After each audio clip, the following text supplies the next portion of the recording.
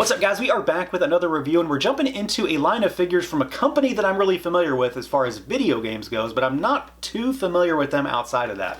So we're taking a look at the Square Enix Bring Arts Final Fantasy VII Cloud Strife.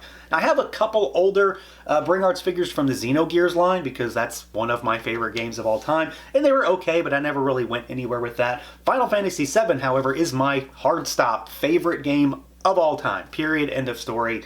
That's probably never going to change, and I've really wanted this style of figure just forever. There was an old Bandai line a long time ago, right, that had video game aesthetics, but this is a different modern take. So we've got him here in what seems to be a relatively oversized and kind of plain package, honestly. The front of it just has a shot of Cloud there, a big old shot of him, nothing on the side panels really, and then the back of the box has just 1,000,001 warnings. You got a few extra product shots and that sort of iconic shot of Cloud there as well. So yeah, let's do it. Let's pull him out and take a look.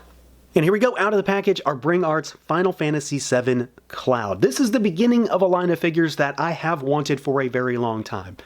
You know, no bones about it. I have really wanted a Tetsuya Nomura style, well, this isn't exactly, but it's close, that style of figures. I don't want Advent Children figures. I like Advent Children. I love the remake games, but I want this look. I've always wanted this look in figure form, and we don't really have them unless you go back to those super old Bandai figures from when the game was actually new. However, I'm also not the biggest Bring Arts fan, and this figure is kind of showing me why. A lot about this guy looks really good, but he's really finicky and fragile, to say the least. Like, there's a lot of stuff. I feel like he's going to fall apart if I look at him wrong. He also suffers from having an exorbitant price point and coming with very little. So let's see what this guy can do, see how he moves around. This is definitely one of those figures that is more, you know, form over function, I suppose. So we've got a head that can't really look up because of his hair. He can look down a little bit. He can look sad while he's doing it, of course. You go side to side. If you lift the head up a little bit, you can make it work, but he's got this super weird peg. So it's like a double ball peg almost that's inside the head for honestly no real reason. The arms can go out about that far on his left, your right, and that far on his right, your left because of this shoulder pad here. It's a ball socket, so you can swivel the arms at the shoulder, and then of course you can shimmy them. I do find that the actual socket at the shoulder seems really tight, and I've broken a Bring Arts figure because of that in the past, so, you know, buyer beware, be careful.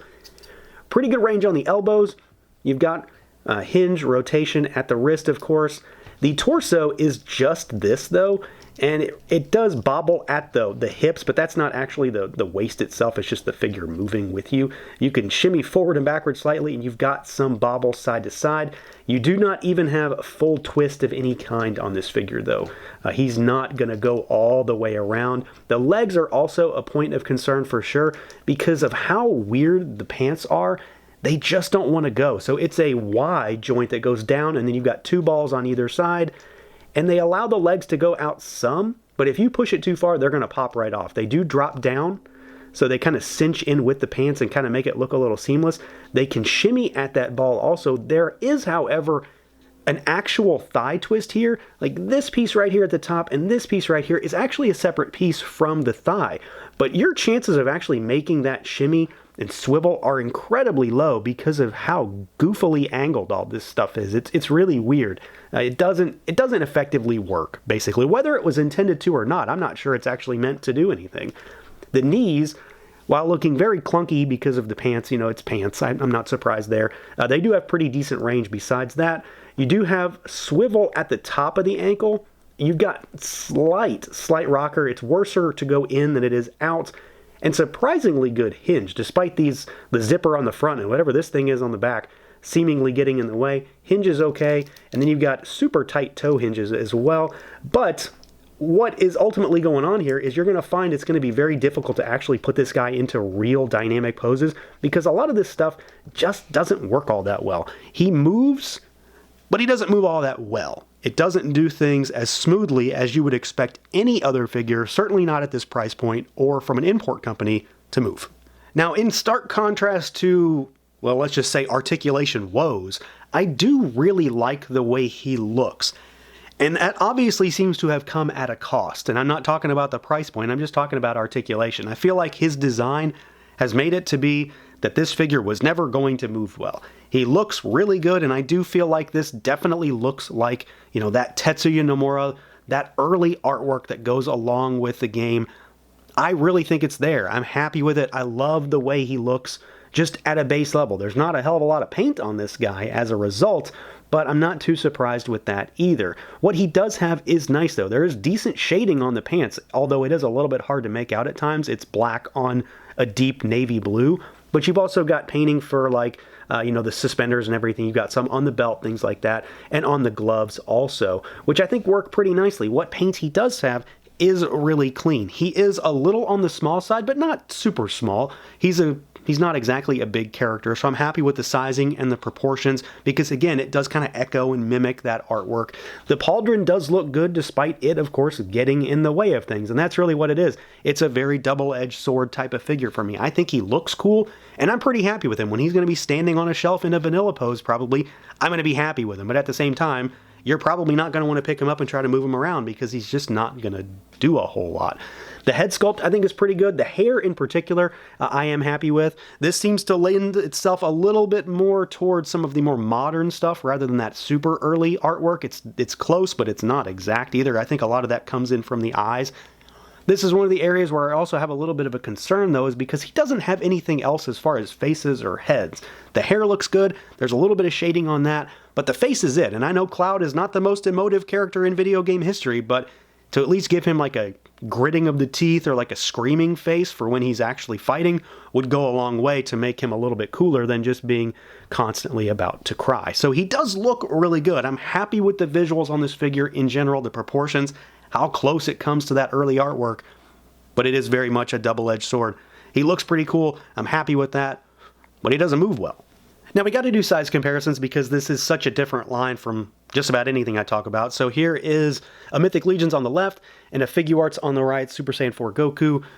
He lines up pretty well with import stuff. He does seem to be a little on the small side, but at the same time, if you're like me, they're probably just going to be by themselves, this line, so it may not be that big a deal. But for sake of comparison, here we are. Let's move Goku aside, and here is a Marvel Legends. There's Forge for like a standard Legends figure.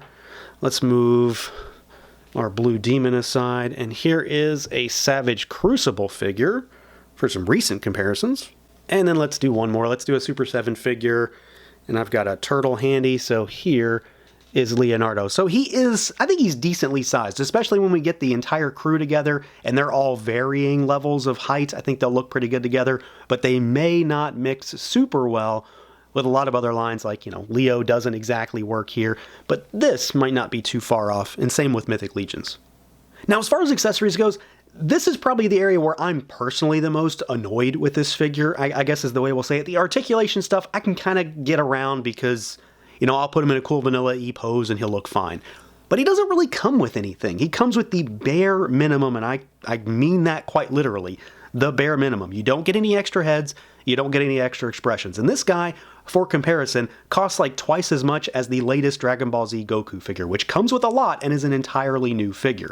This guy comes with a couple hands, you get gripping hands, and you get some style posy hands, and then you get his Buster Sword, which admittedly, this is really good. I'm happy with this. It's big, it's got some sculpt on it as far as texture, the cracking on it, and it does look good. It does come with an adapter to plug into his back, although getting this thing out has been a chore, so, you know, watch out when you're doing that. He does hold it pretty well despite it being big. It's not super heavy, so he can actually use it fairly decently.